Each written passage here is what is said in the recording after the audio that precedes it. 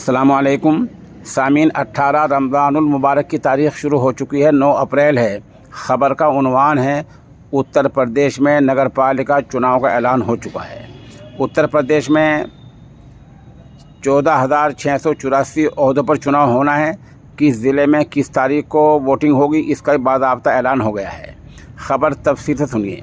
रियासती election commission ने ये बाज़ाब्ता ऐलान कर दिया है कि 17 नगर निगम, 199 नगर पालिका और 544 यहाँ नगर पंचायतें हैं। कुल मिलाकर इनकी तादाद 707 है। उन्होंने बताया कि 4 मई को पहले दौर का मतदान होगा, पहले दौर में वोटिंग होगी, और दूसरे दौर का मतदान 11 मई को होगा, और उत्तर प्रदेश के शहरों में 13 मई को वोटिंग होगी, और ये वादे हो जाएगा कि सरकार किसकी बननी है।